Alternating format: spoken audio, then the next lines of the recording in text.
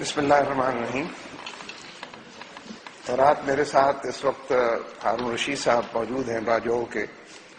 جن کے گھر پر فوج نے بارود کا دھماکہ کیا اور ان کی والدہ اور ان کی بھتیجی اس کے اندر شہید ہوئیں.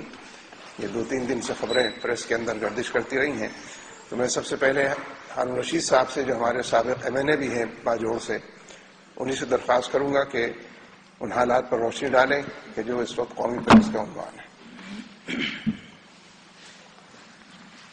بسم اللہ الرحمن الرحیم.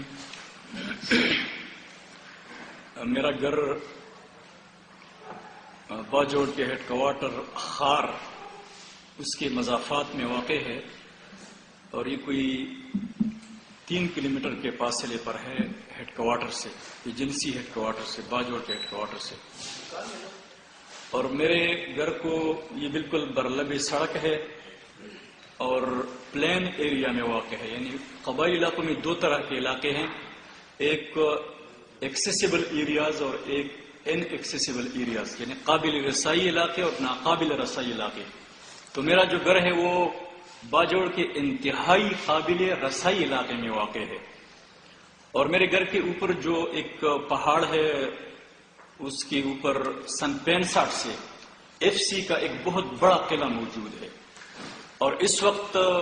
وہاں پہ آرمی کی فوجی بھی تعینات ہے. اور اس فوجی قلعے سے جو میرے گھر کے اوپر ایک چوٹی پر ہے،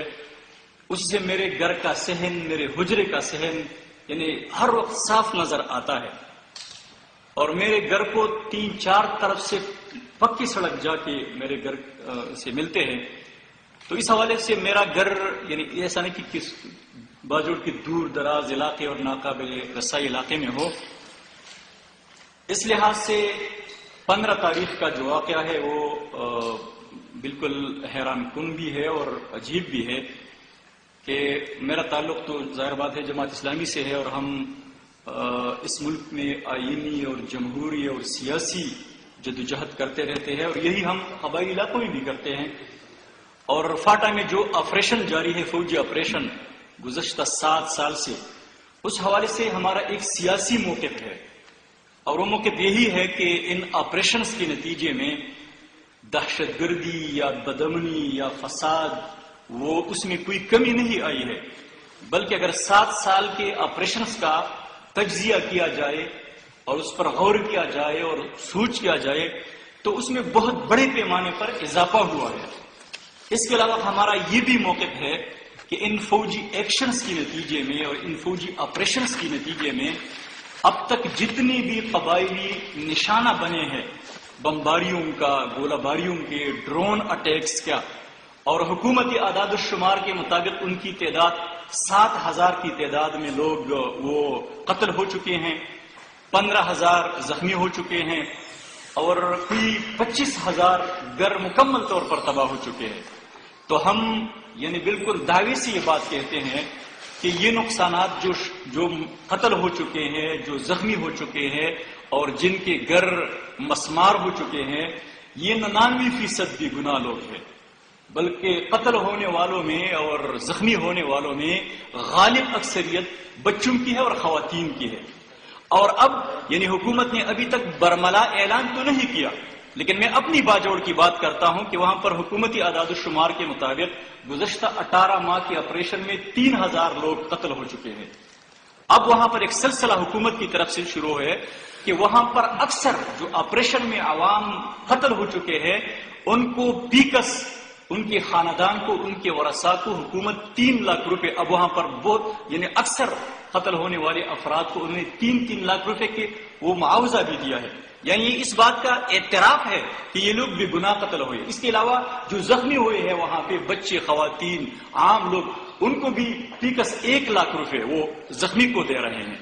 تو اس بات کا لیکن ابھی تک حکومت نے یعنی برملا اعتراف نہیں کیا ہے، نہ اس کے لیے ماننے کے لیے تیار ہے کہ اس آپریشنز کے دوران کوئی عام لوگ بھی نشانہ بنے ہیں. بلکہ ابھی حکومتی اہلکاروں کا یہی موقف ہے کہ ان آپریشنز کے نتیجے میں قتل ہونے والے، زخمی ہونے والے، متاثر ہونے والے تمام کے تمام لوگ دہشت گرد ہیں.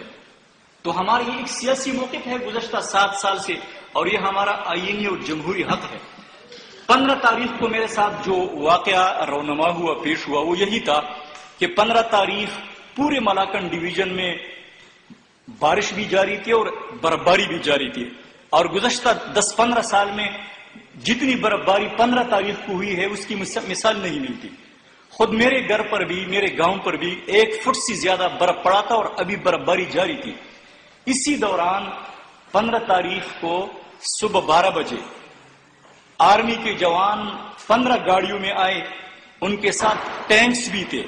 15 گاڑیوں میں آرمی کے جوان اور ان کے ساتھ ٹینکس بھی تھے، اور یہ بھی ایک عجیب بات ہے کہ ان میں امریکنز بھی تھے۔ وہاں پہ جتنے ہمارے لوگ ہیں، گاؤں والے ہیں، وہ بھی موجود تھے، بقول ان کے کہ ان میں امریکنز بھی تھے، اور آتے ہی انہوں نے ہمارے پورے گاؤں کو گھیرے میں لے لیا، اور پھر میرے گھر میں اور میرے بھائیوں کے گھر میں وہ بالکل یعنی داخل ہو گئے، اور وہاں پہ مکمل تلاشی لی۔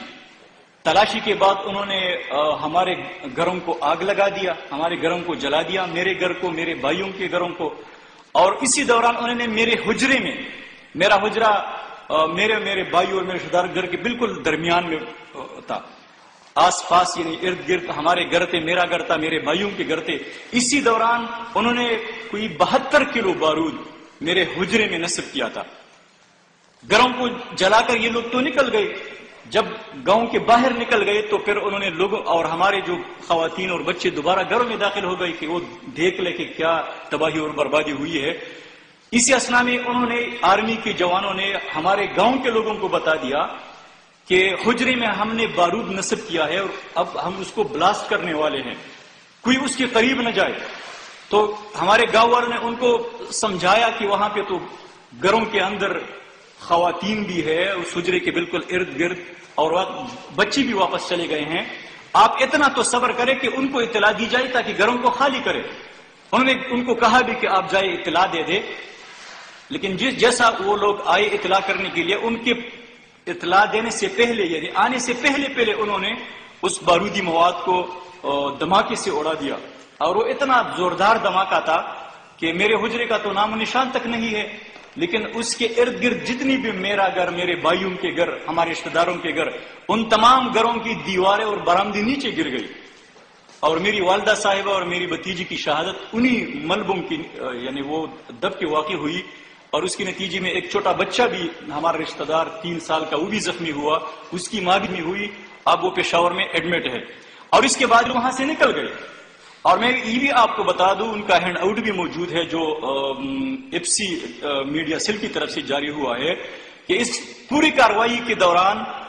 پورے گاؤں سے ان کو ایک کارتوس بھی نہیں ملا ہے، یعنی ایک کارتوس بھی ان کو نہیں ملا ہے، اور انہوں نے یہ کارروائی کی ہے، یہ تباہی اور بربادی مچا دی ہے۔ اور پھر انہوں نے یہی بتا دیا، ان کے ہینڈ آؤٹ میں بھی یہ ہے کہ جو یہ 2 خواتین کی جو موت واقع ہوئی ہے، یہ ایک کچا کمرہ گرنے سے واقع ہوئی ہے۔ یعنی عجیب قسم کے ان کے وہ استدلال ہے یا ان کے وہ وضاحتیں ہیں، تو ظاہر بات ہے کہ یہ ایک غیر آئینی، غیر قانونی اقدام ہے، اور ہم مطالبہ کرتے ہیں، میں بذات خود مطالبہ کرتا ہوں کہ میڈیا ہمارے ساتھ تعاون کرے، قوم ہمارے ساتھ تعاون کرے، عدالتوں سے ہماری اپیل ہے، سیاسی جماعتوں سے اپیل ہے کہ میرے اس واقعے کو بنیاد بنا کر ایک ٹیسٹ کیس کے طور پر اس کی تحقیقات ہونی چاہیے، وہاں پہ سیاسی جماعتوں کو جانے کی اجازت دی جائے، وہاں پر میڈیا کو جانے کی اجازت دی جائے، عدالتیں از خود نوٹس لے اور ان کی انکوائری کرے، تاکہ صحیح صورتحال کا پتہ چلے کہ جو قبائلی عوام کے ساتھ گزشتہ 7 سال سے جو کچھ ہو رہا ہے اس کا حقیقت کیا ہے۔ تو یہی صورتحال ہے جو وہاں پر میرے ساتھ بھی ہوا ہے، اور مجھ سے پہلے بے شمار لوگوں کے ساتھ اس طرح کے سانحات اور واقعات وہ پیش آئے ہیں۔ شکریہ۔